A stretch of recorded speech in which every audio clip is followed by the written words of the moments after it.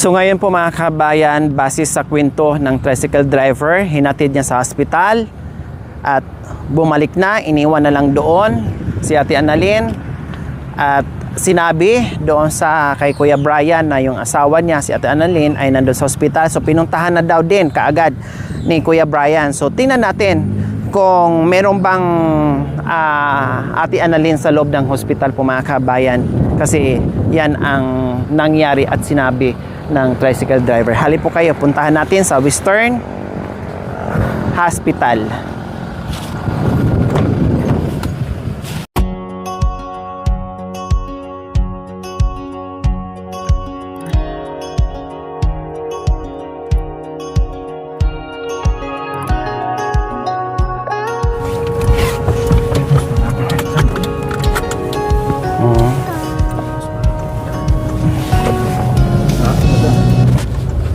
So ayan po mga kabayan, no, nagtanong tayo dyan sa mga sa mga tricycle driver. Salamat mga kuyas. Ayan.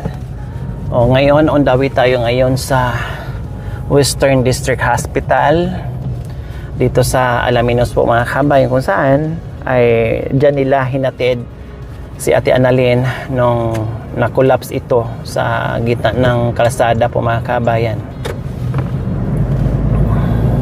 So, ganun pa man, no, salamat doon sa driver po mga kabayan na sumaklulo at nagbitbit papuntang hospital. Malaking bagay po yon, no. Hero si Kuya. Napaka-hero ni Kuya mga kabayan, kasi delikado yon. Kung nakulap siya dyan, natumba siya dyan sa gitna ng kalsada. Tapos, siyempre, daanan ng mga sasakyan. Napakadelikado. Intersection pa naman mga kabayan, no? Kabilaan, may mga dumarating na mga sasakyan.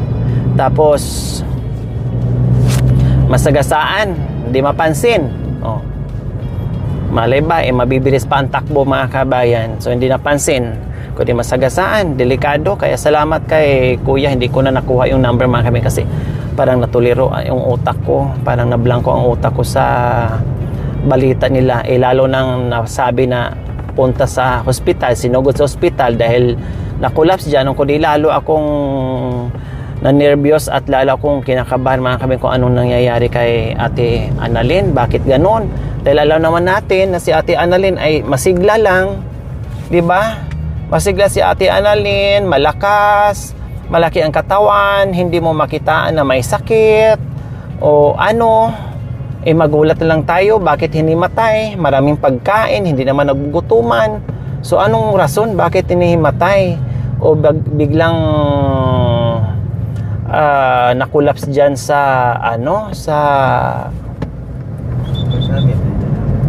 tawag nito, sa daan, sa kalsada. Baka nakulaps to mga kabayan kasi si Ate Annalyn minsan nag-iigib ito, no, nag-iigib ito kahit ang haling tapat, kahit napakainit, nag-iigib. Kaya nga minsan sinasabi ko, Ate Annalyn, mamaya ka na mag-igib. Kasi napaka init. Hindi, sanay na madam. Kahit nga si Brian, sinasaway ko rin yon. Brian, wag ka na munang lumabas. Pahinga ka muna. Balik ka na lang mamaya kasi napakainit. Hindi po madam, sayang. Kasi baka maunahan ako o baka makuha ng iba o sanay naman na ako sa init. Araw-araw ko nang ginagawa yan, kaya baliwala. Kaya ako na lang nagbuworry mga kabayan. Ako panay saway, ako panay remind sa kanila. So ito na nga, baka nasubrahan sa init mga kabayan kasi napakainit talaga, no? Alam naman natin dito sa Pilipinas. Baka ka ako nasubrahan, no? Kaya hinimatay mga kabayan. Kaya delikado. Kaya sana okay lang.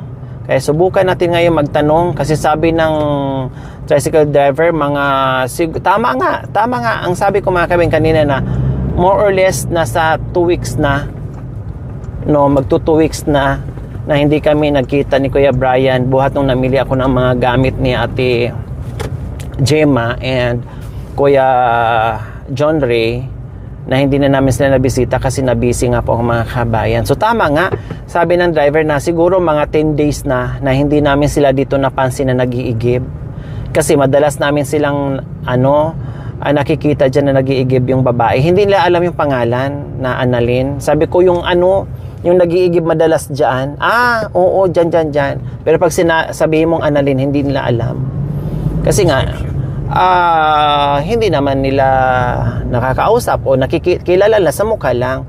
Pero yung pangalan na Annalyn, hindi po nila kilala. Kaya sabi ko, yung nag-iigib dyan, yung babaeng medyo chubby, na ang asawa niya ay nangangalakal. Okay, siya yun, hinimatay. So yun na lang. No, yun yung nila para makilala nila si Ate Annalyn, mga kabayan. So ngayon po mga kabayan, ayan, medyo malapit-lapit na tayo sa ospital kung saan dito rin napunta, na-admit si Ate Gemma po, mga kabayan. Pampublikong ospital.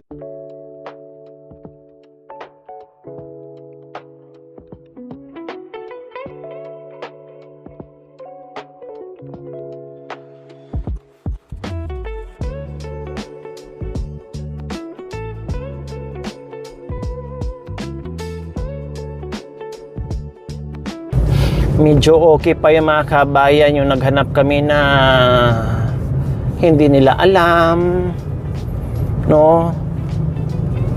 Naghanap kami na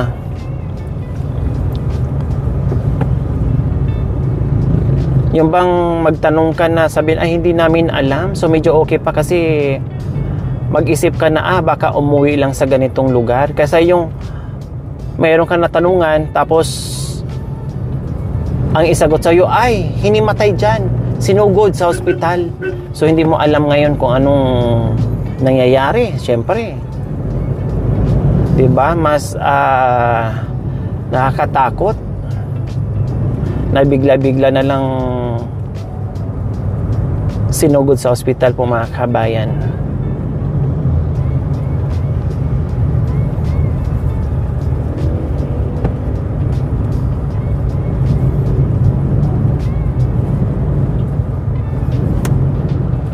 Ito. So ayan po, mga kabayan, nandito na tayo ngayon sa Western Pangasinan District Hospital ng Alaminos, Pangasinan. So ayan. Ayan po, mga kabayan. So dyan tayo magtanong sa emergency room. Itanong ko doon sa mga staff kung meron bang naka-admit dyan na Annalyn ang pangalan.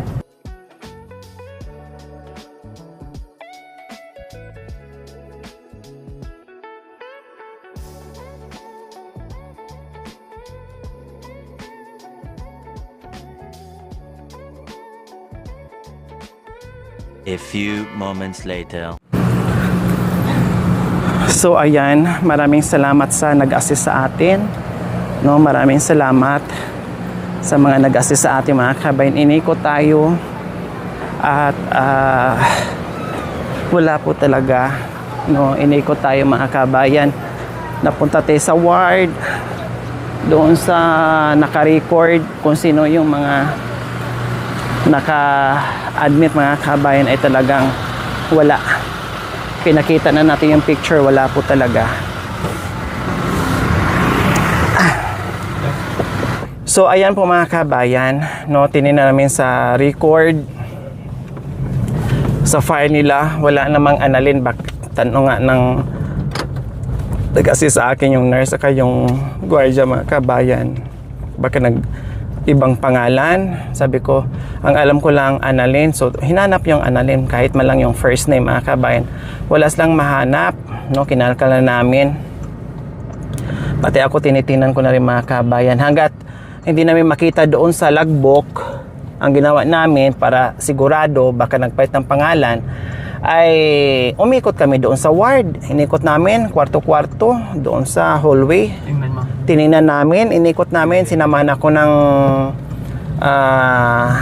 nurse, mga kabayan. So wala po talaga, No, wala po talaga mga kabayan. Baka, sabi ko, baka walang record dito ma'am, baka kako sa ER lang, no, at na-revive, tapos pinauwi na. Sabi niya malamang pwede rin ganon, kasi kung hinimatay, so ipahingahin lang dyan sa ER, no, mag first aid lang sila dyan, at kung okay na, so possible na pinapauwi na. Sabi ko, parang ganon siguro nangyari.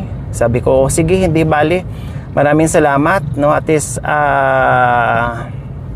doon pala sa pag-ikot namin ay talagang wala talaga akong nakitang Ate Annalyn doon sa loob ng ward o kung saan man, no, at lumabas na lang ako mga kabayan. So ngayon, palaisipan ngayon mga kabayan, no, walang makapagsabi sa atin kung saan si Ate Annalyn and Kuya Brian. Basta nagbase na lang tayo sa kwento na ospital, hinimatay, binenta yung mga gamit, at hindi nila alam, hindi rin sila nakapagsabi kung saan pumunta, no, hindi rin sila nagsabi na pinalayas ng may-ari, hindi rin sila nagsabi na binuli sila dyan, wala din nakapagsabi na kung ano ang dahilan. Basta yun lang, sa na-hospital lang, hinimatay, yun lang mga kabayan. So ngayon, ang pag-alis dyan o hindi natin sila nadatnan dyan sa kanilang bahay kubo, hindi dahil na pinaalis sila sa may-ari, pinagalitan sila sa may-ari, hindi pa natin alam mga kabayan, hindi pa tayo makapagsabi. Not unless lang kung makausap natin mismo na manggagaling mismo sa bibig ni Ate Annalyn and Kuya Brian kung ano ba talaga ang nangyayari. So paano kaya natin sila makakausap na hindi naman din natin alam, or hindi naman din nila alam yung number namin, unless lang kung kumontak sa atin or makipag-ugnayan sa atin, or mayroong makapagsabi sa atin na kung nasaan sila. So yun na lang ang antayin natin mga kabayan, no, yun na lang talaga ang antayin natin. Pag-pray na lang natin ngayon mga kabayan na sana okay lang si Ate Annalyn, na kahit papaano walang problema kung pinaalis man sila, walang problema kung binenta man nila ang mga kagamitan para gamitin doon sa nasabing dinala o binitbit sa ospital. Kung meron man kinakailangan na ibili nila ng gamot, okay lang yung mga kabayan, no problem, no, basta magamot at makausap lang natin ulit si Ate Annalyn and Kuya Brian mga kabayan. Kaya ito ngayon ang malaking palaisipan, kung nasaan nga ba sila, kung ano nga ba ang dahilan.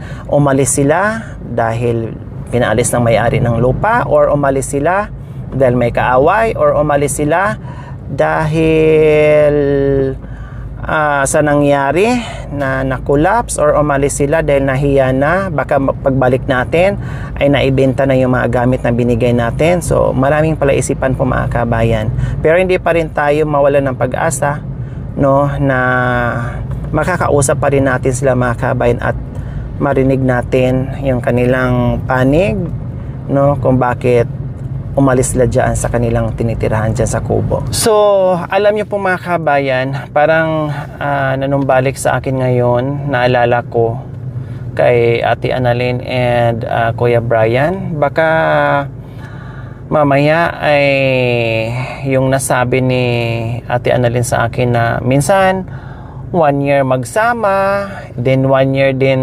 maghiwalay, and then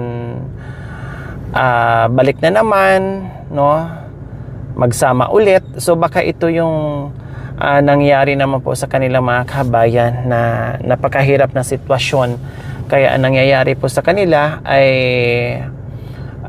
no permanent address, dahil po sa kanilang sitwasyon mga kabayan, na minsan straight na 1 taon o 2 taon hiwalay, din straight 2 taon, 1 taon na magsama sa loob ng isang kubo o sa loob ng isang barong-barong or sa ilalim ng tulay mga kabayan. Kumbaga on and off.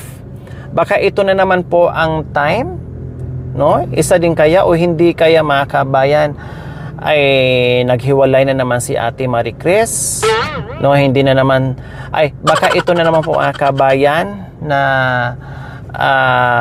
hindi na naman magkasundo si Ate Annalyn and Kuya Brian po, no? Baka umuwi na naman si Ate Annalyn doon sa pamilya niya, no?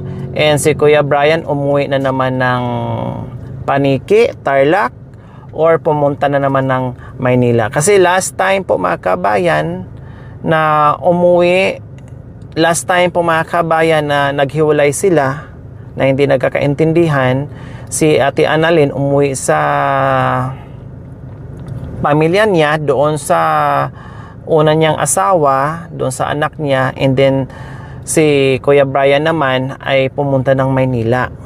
No? Pumunta ng Maynila po mga kabayan. And then nagbalikan sila ulit, tumira sila sa Tulay, at hanggat napadpad sila dito sa Alaminos at gumawa ng barong-barong dyan para magsimula ulit. At ayun, nangalakal sila mga kabayan hanggat inabot sila ng ilang buwan dyan sa malaking bakante, na kung saan dyan natin sila nakilala at natagpuan na nangangalakal at tumira dyan sa kanilang tinitirahan noon mga kabayan. So yun, marami akong naalala ngayon at marami akong nagiging palaisipan dito sa mag-asawa mga kabayan. So pwedeng ganun din po ang nangyari. So sana nga po, no, sana nga po mga kabayan, na kahit paano ay makakuha tayo ng impormasyon sa dalawang mag-asawa na merong mag-message sa atin, or sila mismo po mga kabayan, isa si Ate Annalyn or si Kuya Brian ang mag-message sa atin o tumawag sa atin o mag-message, kasi hindi talaga sila makatawag sa atin mga kabayan dahil wala naman talaga silang cellphone number natin. Sila naman din hindi rin natin matawagan dahil wala naman silang cellphone.